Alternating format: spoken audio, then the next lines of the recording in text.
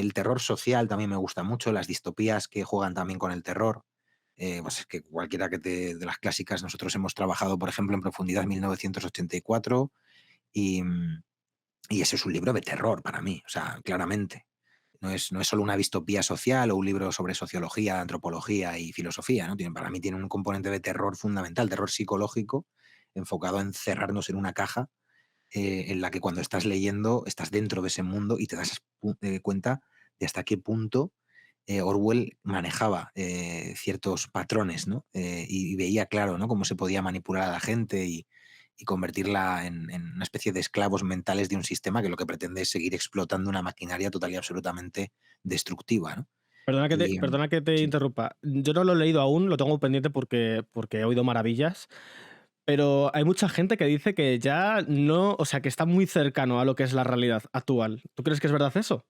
Yo ahí tengo, bueno, tengo una opinión poco más ligera sobre eso. Yo, a ver, yo creo que se hace mucho la comparativa con 1984 y Un Mundo Feliz de Aldous Huxley, porque son las dos obras de referencia y tienen muchos componentes que hoy podemos ver en la realidad, ¿no? Desde el soma como elemento simbólico, que es una droga que se toma en el libro para curar todos los males del cuerpo y el espíritu y que no tiene ningún efecto secundario, ¿no? Nosotros no hemos llegado al punto de crear el soma, pero sí tenemos muchos elementos en nuestra cultura que lo que pretenden es anestesiarnos, ¿no? Eso es lo que se dice, por ejemplo, de Un Mundo Feliz. Y 1984, con el tema de la vigilancia constante, la monitorización que tenemos ahora con nuestros aparatos móviles, yo creo que hasta cierto punto a veces exageramos un poco lo que estas obras pretenden mostrar como si fuera ya una realidad, pero claro, luego si vas pillando cositas que hay por el mundo, te das cuenta de que sí, efectivamente algunas de las cosas premoniciones que tenían estos autores se cumplen, en el sentido de que tampoco ellos se inspiraban solo en una nada o un vacío, ellos ya habían conocido el mundo y en base a ese mundo se elabora una distopía, exagerando ciertos elementos que probablemente ellos ya habían visto en gobiernos, sociedades, ciudades, en pequeños núcleos familiares. También está Fahrenheit 451, que también habla mucho de precisamente, ¿no? De la cultura como elemento de disrupción, el quemar todos los libros, ¿no? El que haya un cuerpo de bomberos dedicado a buscar insurgentes y que la gente se tenga que ocultar para poder, digamos, mantener vivo ese, esa herencia cultural y intentar resguardar los libros en secreto, ¿no? Porque los van a quemar. Todo ese tipo de elementos ya han ocurrido. O sea, no son cosas que la ultravigilancia, ¿no? O el sometimiento de los seres humanos. O sea, quiero decir que lo peor de todo es que cuando se escribieron estas obras ya estábamos en ellas. Lo que pasa es que ellos las exageran, las ponen en un solo contexto, en un marco muy extremo, y entonces se ven mucho más claro que eso está ocurriendo, que es el gran logro de la ciencia ficción especulativa a nivel sociológico y distópico. Lo que pretenden las obras de ciencia ficción para mí es poner el acento en cosas que ya se pueden vislumbrar o que ya han ocurrido, pero que al ponerlas en ese marco llaman mucho más la atención. Es mucho más fácil ver en ese marco que eso que se está haciendo es horrible. Lo que pasa es que con toda la marea en la que vivimos, como tú decías, no las vemos. Están pasándonos y no nos damos cuenta, ¿no? De hasta qué punto, hombre, hoy en día, por lo menos para mí, ¿no? Todo el auge que ha habido de la ultraderecha está muy motivado por ciertos mecanismos de bombardeo social, de enfrentamiento social, que son estrategias de comunicación y marketing que se utilizan en política como si no pasara nada, ¿no? Lo que pasa es que, ¿qué pasa? Que luego tienes a la gente, pues, en una dinámica de tensión y de agresividad hacia el otro, que es un desconocido, que probablemente sea una ficción, pero que ya es su enemigo, ¿no? O Sí. sea, te has creado un enemigo que lo que hace es que esa persona luego a lo mejor vaya a votar a un partido concreto. Claro, luego está el tema de la ultravigilancia y el control de datos, que eso lo que permite también es monitorizar esas actitudes, ¿no? Y ver, de hecho, así nació toda esta movida. No sé si conocéis el caso de Cambridge Analytica con Facebook, pero básicamente lo que hacían era robar datos masivos de Facebook, concretamente, para luego, en algunos casos, venderlos y Venderlo. redirigir incluso el voto en campañas electorales, ¿no?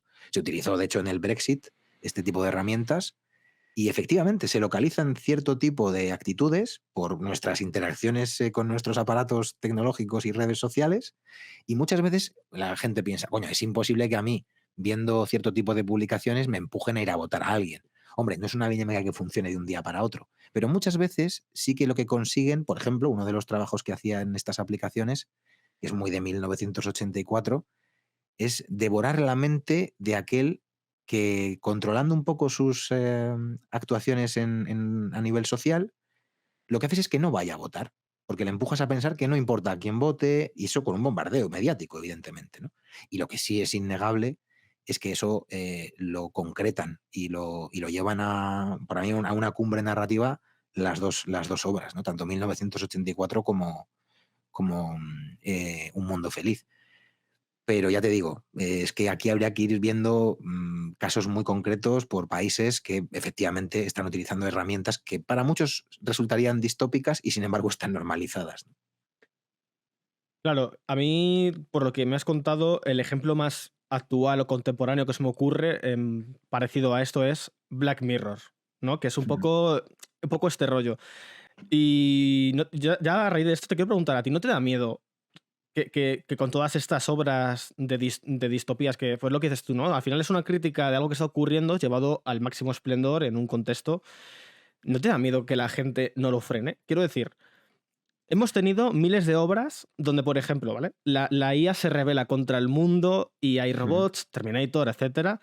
Ujú. Y ahora la gente aplaudiendo porque ChatGPT 5 va a ser increíble, no lo vas a poder distinguir, puede hacer lo que te dé la gana. Luego que si lo del arte es como, ¿por qué nos acercamos a esas distopías que ya hemos dicho que no van a... Sí, sí, claro, el problema de todas estas herramientas, que no dejan de ser herramientas, es que tienen un buen uso y un mal uso, ¿no? Es evidente que la inteligencia artificial se ha ido imponiendo porque a nivel científico y sobre todo práctico, y por una cuestión de que una de mis distopías favoritas suele ser la distopía corporativa, cuando las corporaciones dominan el mundo, que es de hecho uno de los futuros que más se plantean en las distopías porque vivimos en él. Literal.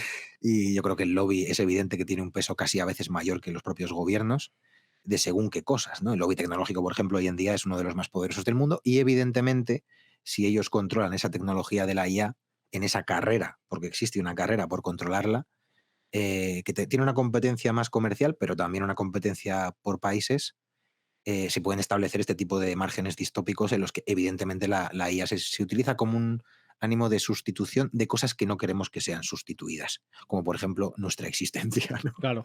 Evidentemente es verdad que hablando con profesionales del sector me he encontrado con opiniones de distintos tipos, pero por un lado mucha gente dice que todavía no hemos llegado a esa IA de sustitución, evidentemente para muchas tareas sí, tareas a lo mejor más cotidianas, tareas más incluso creativas, que es un poco el entorno en el que nos movemos a lo mejor los creadores que nos da más miedo, ¿no?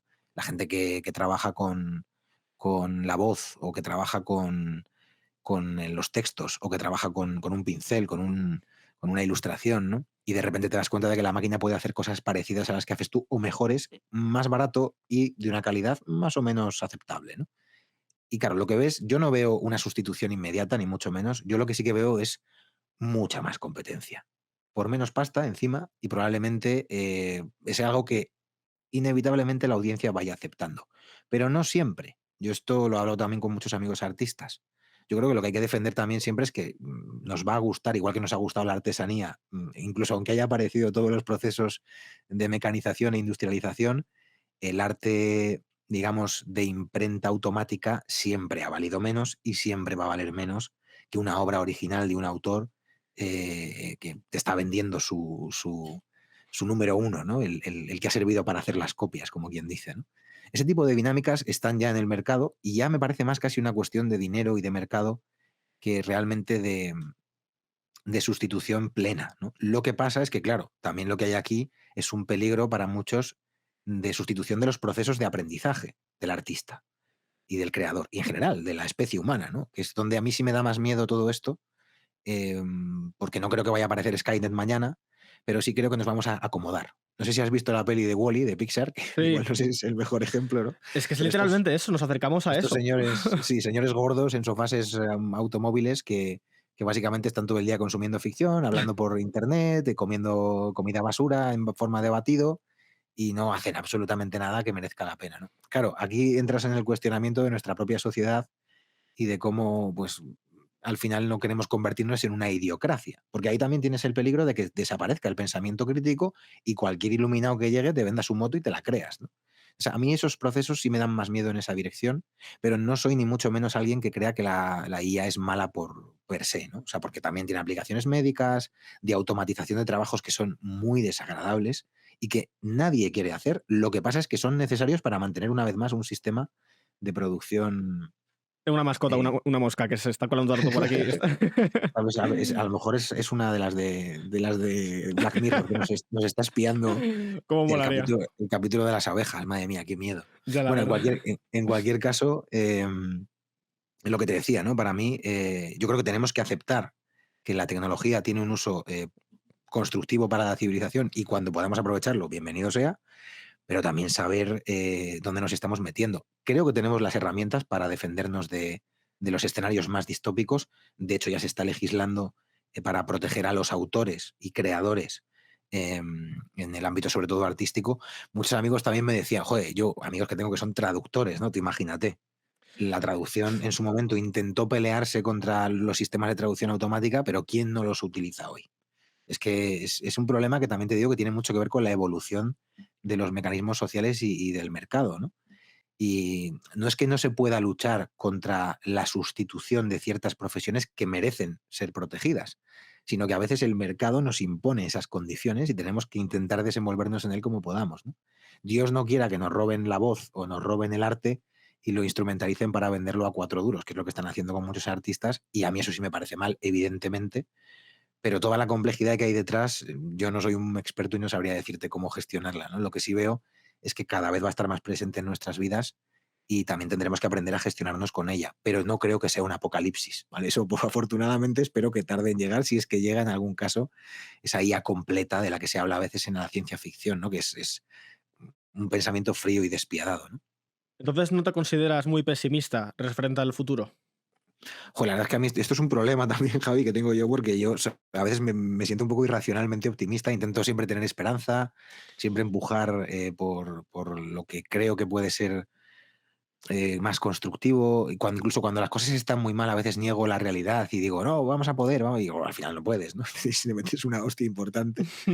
Y bueno, y aprendes, también te digo, ¿eh? Tampoco comparto esta frase famosa de Nietzsche, ¿no? De todo lo que no nos mata nos hace más fuerte.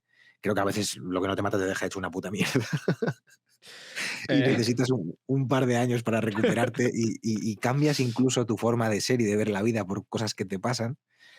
Pero yo sí que creo que a mí personalmente la esperanza me sirve como herramienta. Siempre desde la racionalización de las circunstancias, pero perderla de alguna manera, sin que signifique una rendición, ¿eh? Es porque ya te has quedado sin herramientas. Y eso quiere decir que evidentemente has perdido, ¿no?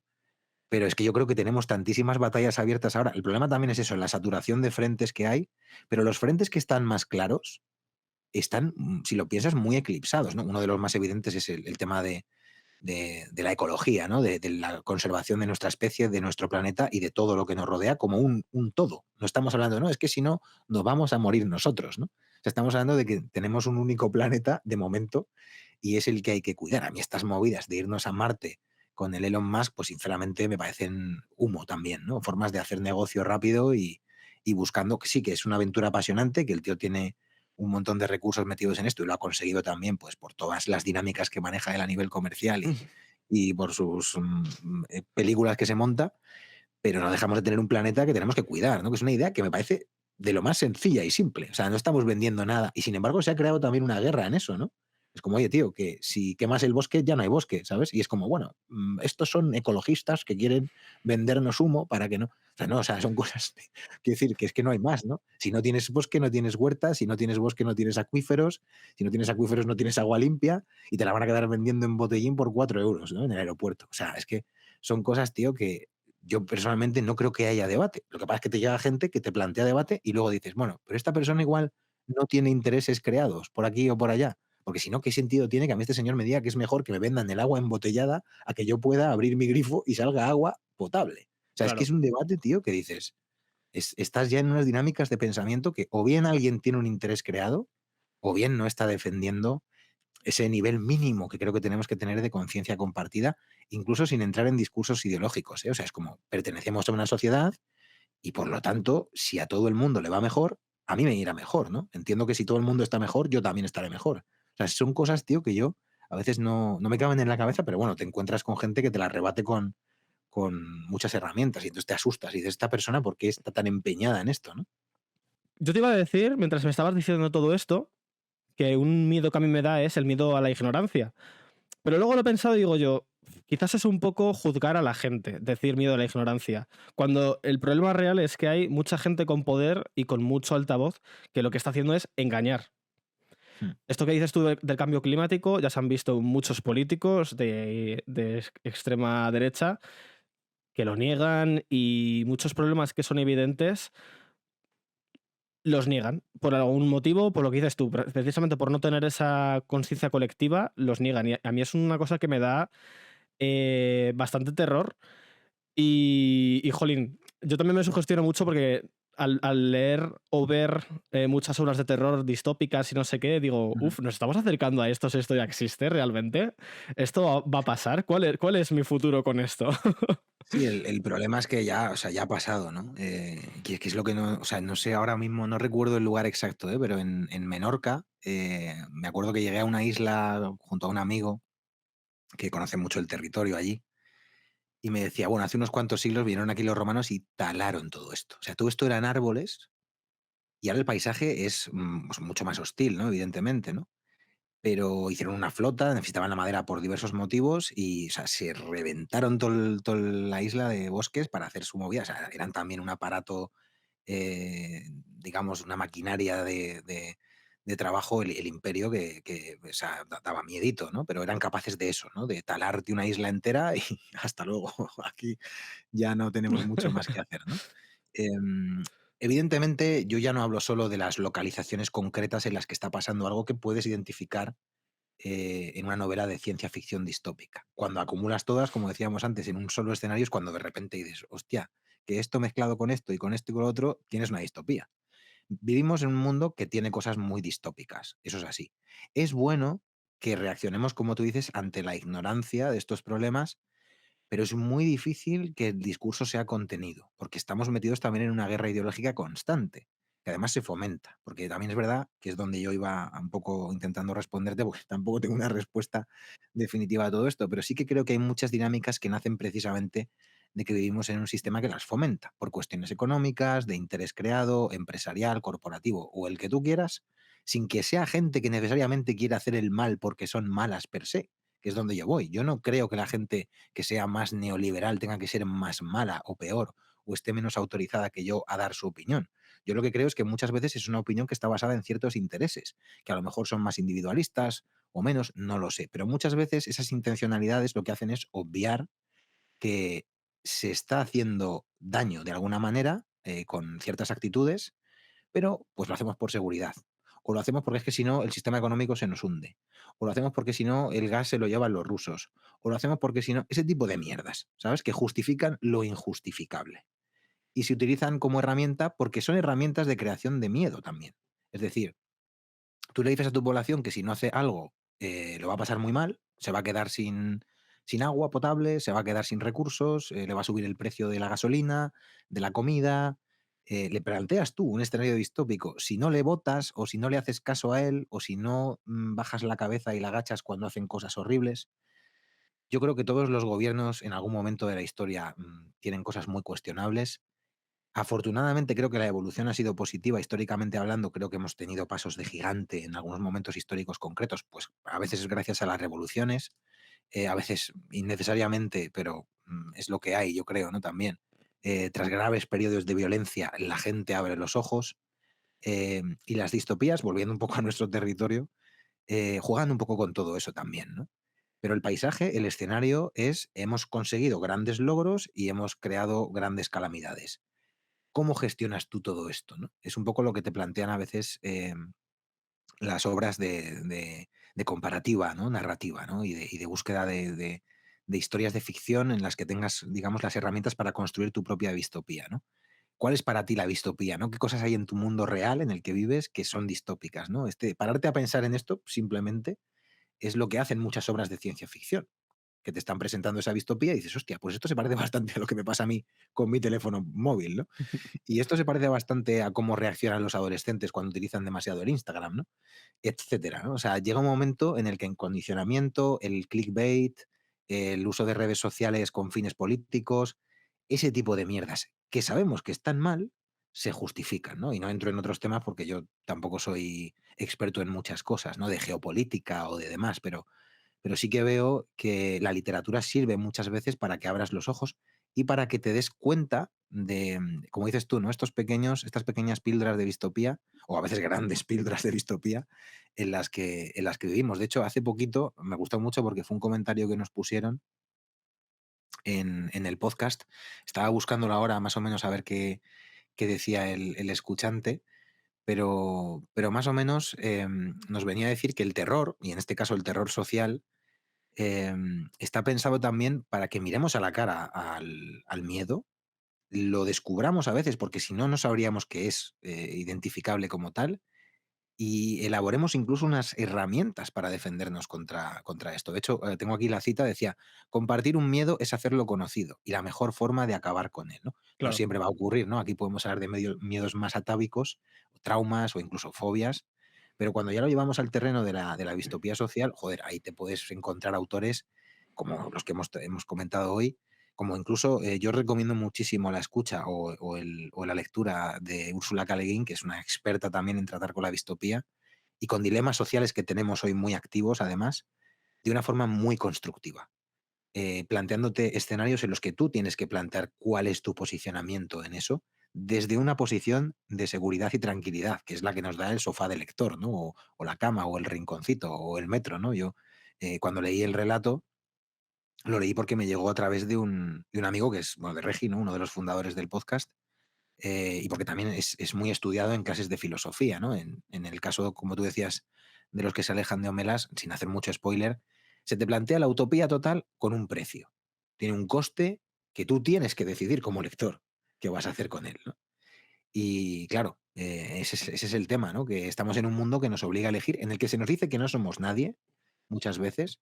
Y es cierto, puede que no seamos nadie en el sentido de no somos famosos, no somos un político con un poder de decisión o un gran empresario, pero lo que nunca se suele decir es que independientemente de que tú seas alguien o no, sí que perteneces a una sociedad en la que estás involucrado, tienes movimientos sociales, ONGs, movimientos populares que surgen momentáneamente, luego desaparecen, no importa, ¿no? Cuando tienes ese tránsito vital, siempre te puedes implicar más o menos en según qué cosas, y yo creo que siempre, sin recurrir a la violencia y siempre con ánimo constructivo, tienes el poder de participar como un agente activo en la sociedad, ¿no? Y hacer cosas que luego igual hasta se te van de las manos o no terminan, como decíamos antes con esto del sector creativo, ¿no? Pero igual no llegas a ser nadie relevante, pero por lo menos tu camino lo has hecho siendo fiel a ti mismo y intentando que las cosas, como tú dices, ¿no? Mantengan un camino hacia la esperanza. Yo por lo menos me aferro a eso. Lo que no sé es a dónde me llevará al final de mis días, ¿no? Pero espero poder mirar atrás y decir, coño, por lo menos lo intenté, ¿no? O sea, esa es un poco la movida.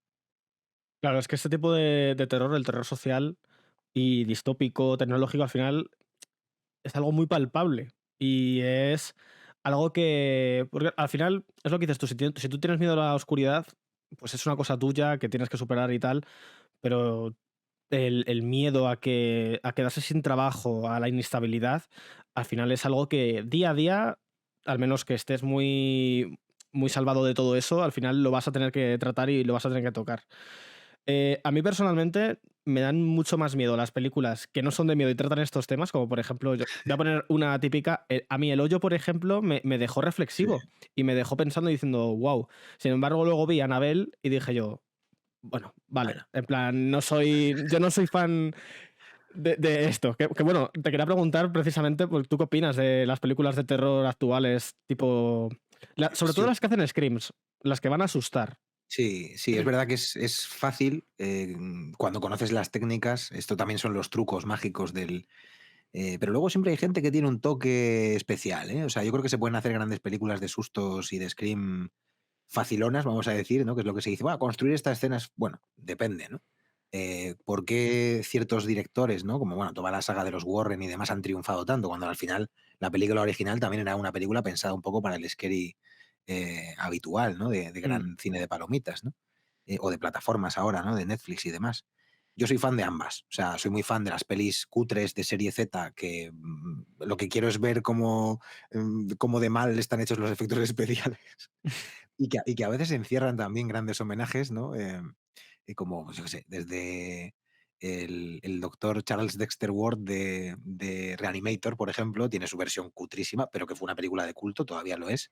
Y luego salieron 400 secuelas que no hay por dónde cogerlas, ¿no? Pero luego está este cine un poco más de palomitas y terror habitual, que es un poco el que se hace comercialmente, porque, bueno, sabes que no estás arriesgando mucho y probablemente tengas unas buenas ganancias. Y bueno, a lo mejor no es cine con pretensiones o no va a llegar a ninguna parte, pero hostia, los últimos años se han hecho películas que o sea, sin ser un tipo con gran bagaje del cine de terror de hace 40 o 50 años, ¿vale? Sin que eso sea necesario.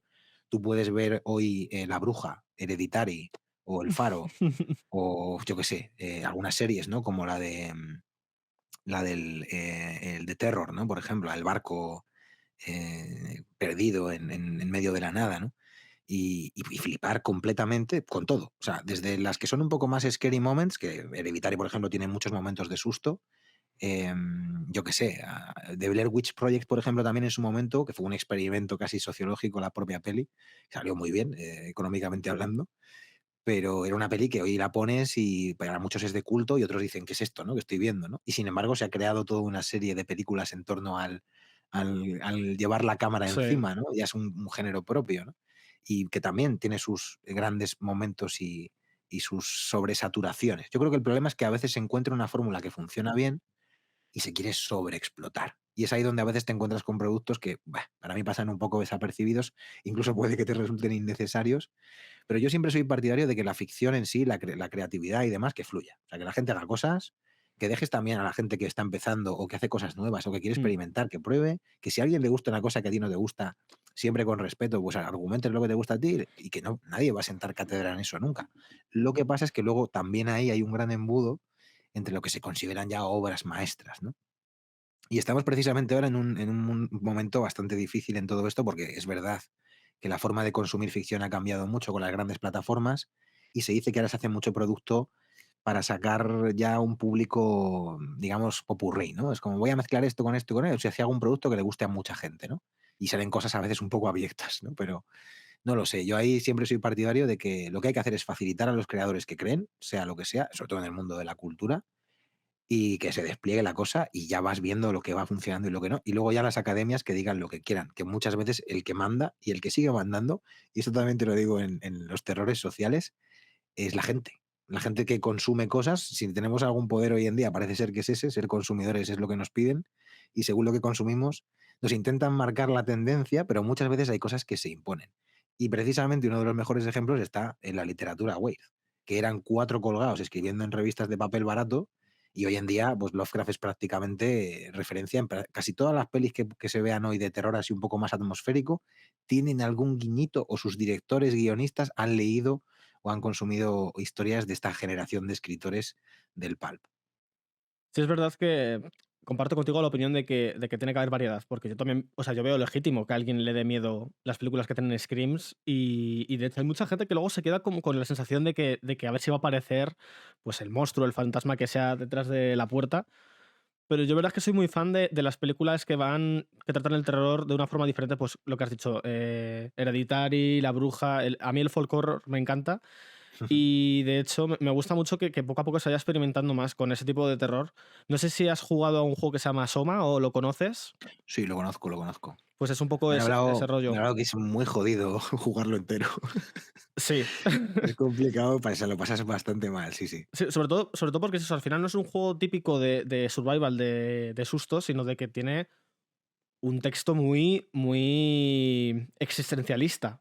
Y dices tú, uf, me está dando más mal rollo lo que me está contando este personaje que el entorno se esté cayendo Sí, a sí, sí. cachos. O sea que me gusta mucho ese rollo.